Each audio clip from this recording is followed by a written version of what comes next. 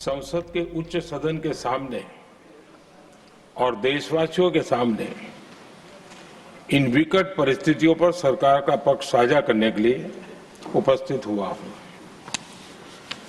पश्चिम Asia में चल रहे इस युद्ध को 3 सप्ताह से अधिक का समय हो चुका है। इस युद्ध ने पूरे विश्व में गंभीर ऊर्जा संकट पैदा कर दिया है। भारत के लिए भी ये स्थिति चिंताजनक है। इस युद्ध से हमारे व्यापार के रास्ते प्रभावित हो रहे हैं। इससे पेट्रोल, डीजल, गैस और फर्टिलाइजर जैसे जरूरी सामान की रूटीन सप्लाई प्रभावित हो रही है। गल्फ देशों में करीब 1 करोड़ भारतीय रहते हैं, वहां काम करते हैं। उनके जीवन और आजीविका की सुरक्षा भी भारत के लिए बहुत बड़ी चिंता है। होर्मुज स्ट्रेट में दुनिया के अनेक जहाज फंसे हैं। उनमें बहुत बड़ी संख्या में भारतीय क्रू मेंबर्स हैं। ये भी भारत के लिए एक बड़ी चिंता का विषय है। ऐसी विकट परिस्थिति में आवश्यक है कि भारत की संसद के इस उच्च सदन से शांति और संवाद की एकजुट आवाज पूरे विश्व में जाए।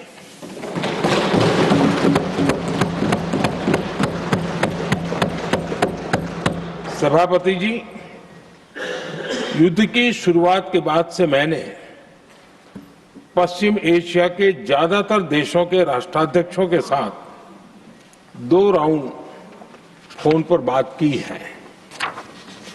हम गल्फ के सभी देशों के साथ लगातार संपर्क में हैं। हम ईरान, इजराइल और अमेरिका के साथ भी संपर्क में हैं। हमारा लक्ष्य डायलॉग और डिप्लोमेसी के माध्यम से क्षेत्र में शांति की बहाली का है। हमने डी एस्केलेशन और हॉर्मुज स्ट्रेट खोले जाने पर भी उनसे बात की है। कमर्शियल जहाजों पर हमला और हॉर्मुज स्ट्रेट जैसे अंतर्राष्ट्रीय जलमार्ग में रुकावट अस्वीकार्य है।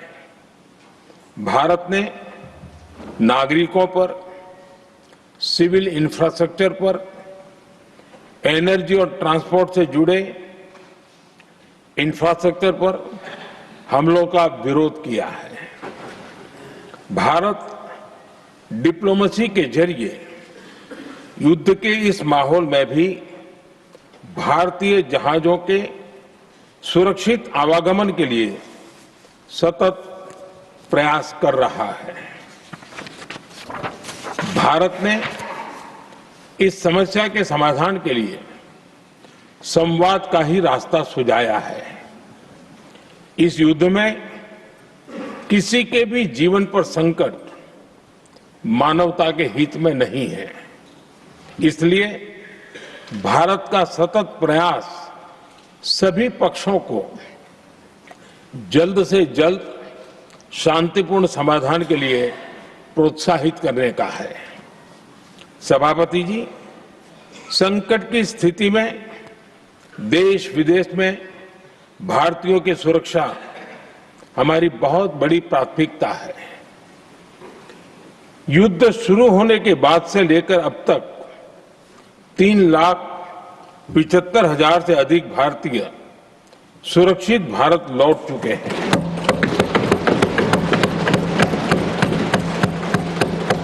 ईरान से ही अभी तक 1,000 से अधिक भारतीय सुरक्षित वापस लौटे हैं। इनमें 700 से अधिक मेडिकल की पढ़ाई करने वाले युवा हैं। हमारी सरकार संकट के इस समय में पूरी संवेदनशीलता से काम कर रही है। सभी देशों ने वहां मौजूद भारतीयों की सुरक्षा का पूरा आश्वासन दिया है। हालांकि ये बहुत दुखद है कि हमलों के कारण कुछ भारतीयों की मृत्यु हुई है और कुछ घायल भी हुए हैं। ऐसे मुश्किल हालात में परिवारजनों को आवश्यक मदद दी जा रही है। जो घायल है उनका बेहतर इलाज सुनिश्चित कराया जा रहा है। सभापति जी, होर्मुज स्ट्रेट विश्व व्यापार के सबसे बड़े रूट्स में से एक है। विशेष तौर पर कच्चे तेल, गैस और फर्टिलाइजर से जुड़ा परिवहन इस क्षेत्र से बहुत बड़ी मात्रा में होता है। युद्ध के बाद से ही होर्मुज स्ट्रेट में जहाजों का आना जाना बहुत चुनौतीपूर्ण हो गया है। लेकिन विपरीत परिस्थितियों के बावजूद हमारी सरकार ने संवाद से, कूटनीति के माध्यम से रास्ते बनाने का प्रयास किया है। प्रयास ये है कि जहां से भी संभव हो वहां से तेल और गैस की सप्लाई भारत पहुंचे। ऐसी हर कोशिश के नतीजे भी देश देख रहा है। बीते कुछ दिनों में दुनिया के अनेक देशों से कच्चा तेल और एलपीजी से भरे जहाज भारत आए हैं।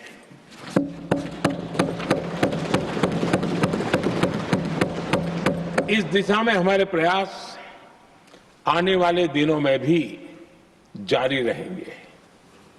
सभापति जी, भारत का प्रयास है कि तेल हो, गैस हो, फर्टिलाइजर हो, ऐसे हर जरूरी सामान से जुड़े जहाज भारत तक सुरक्षित पहुंचे। लेकिन इस युद्ध से बनी वैश्विक परिस्थितियां अगर लंबे समय तक बनी रहती है तो गंभीर दुष्परिणाम तय है। इसलिए भारत ने अपनी रिजिलियंस बढ़ाने के लिए जो भी प्रयास बीते वर्षों में किए हैं उनको और गति दे रहा है। सभापति जी, कोई भी संकट हो वो हमारे हौसलों और हमारे प्रयास दोनों की परीक्षा लेता है। देश ऐसे संकटों का बेहतर तरीके से सामना कर सके, इसके लिए बीते 11 वर्षों में निरंतर निर्णय लिए गए हैं। एनर्जी इंपोर्ट का डाइवर्सिफिकेशन ऐसे ही प्रयासों का हिस्सा है। पहले क्रूड ऑयल, एलएनजी, एलपीजी ऐसी एनर्जी जरूरतों के लिए 27 देशों से इंपोर्ट किया जाता था। वहीं आज भारत 41 देशों से एनर्जी इंपोर्ट करता है। बीते दशक में भारत ने संकट के ऐसे ही समय के लिए कच्चे तेल के भंडारण को भी प्राथमिकता दी है। हमारी तेल कंपनियां संकट के समय के लिए काफी मात्रा में पेट्रोल और डीजल का भंडार रखती हैं। बीते 11 वर्षों में 53 लाख मीट्रिक टन से अधिक का स्ट्रेटेजिक पेट्रोलियम रिजर्व भी डेवलप किया गया है और 65 लाख मीट्रिक टन से अधिक के रिजर्व की व्यवस्था पर देश काम कर रहा है। साथ ही बीते दशक में भारत की रिफाइनिंग कैपेसिटी भी अच्छी खासी बढ़ाई गई है।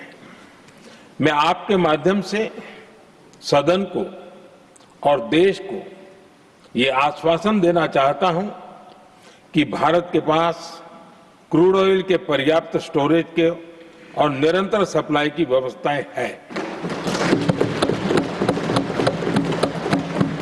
सभापति जी, हमारी सरकार की कोशिश है कि ईंधन के किसी एक ही स्रोत पर ज्यादा निर्भरता न रहे। सरकार घरेलू गैस सप्लाई में एलपीजी के अलावा पीएनजी पर भी बल दे रही है। बीते दशक में देश में पीएनजी कनेक्शन पर अभूतपूर्व काम हुआ है। बीते दिनों में इस काम को और तेज किया गया है। साथ ही एलपीजी के घरेलू उत्पादन को भी बड़े पैमाने पर बढ़ाने का प्रयास किया जा रहा है।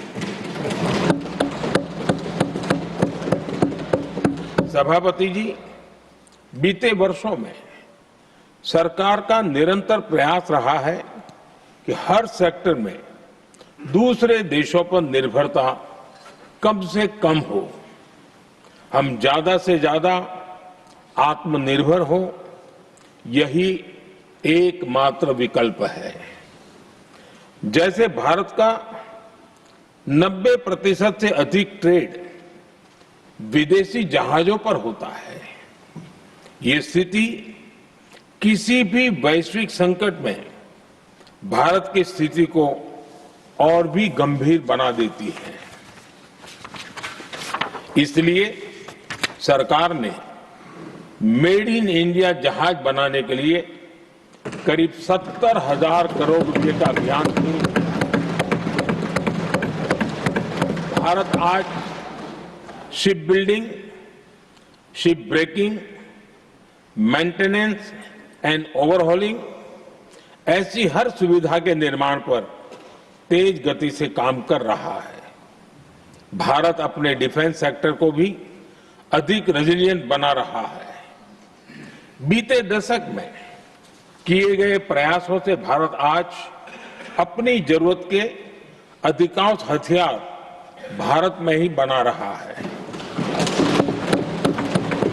एक समय था जब भारत अपने जीवन रक्षक दवाओं के कच्चे माल यानी एपीआई के लिए भी दूसरे देशों पर बहुत अधिक निर्भर था। बीते वर्षों में देश ने भारत में ही एपीआई इकोसिस्टम बनाने के लिए अनेक प्रयास किए हैं। इसी प्रकार रेयर अर्थ मिनरल्स में विदेशी निर्भरता को कम करने के लिए भी बड़े कदम उठाए जा रहे हैं।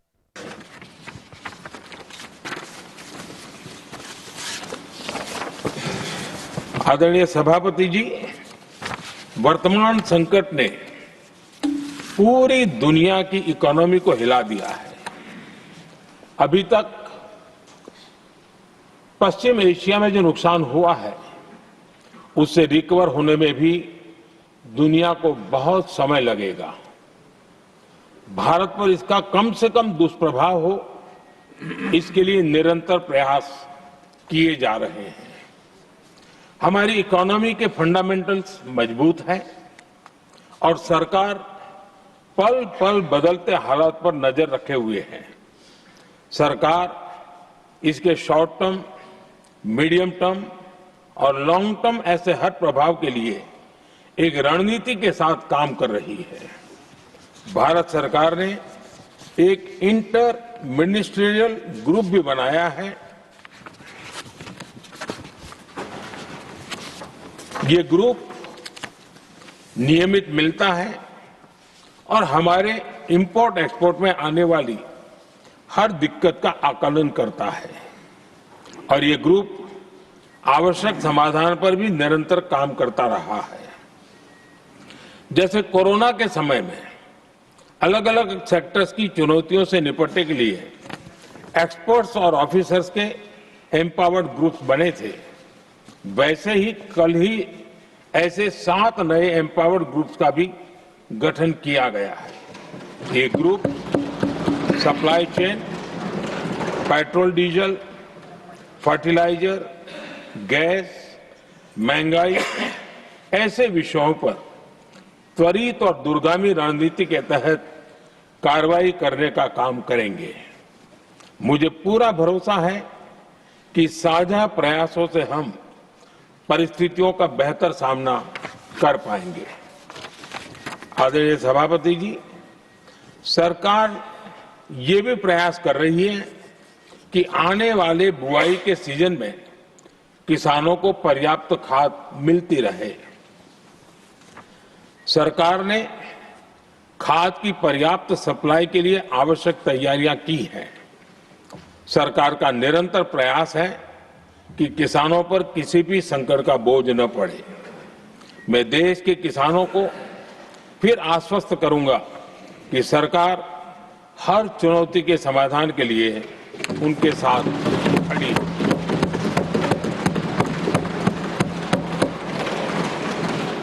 आदरणीय सभापति जी, ये राज्यों का सदन है।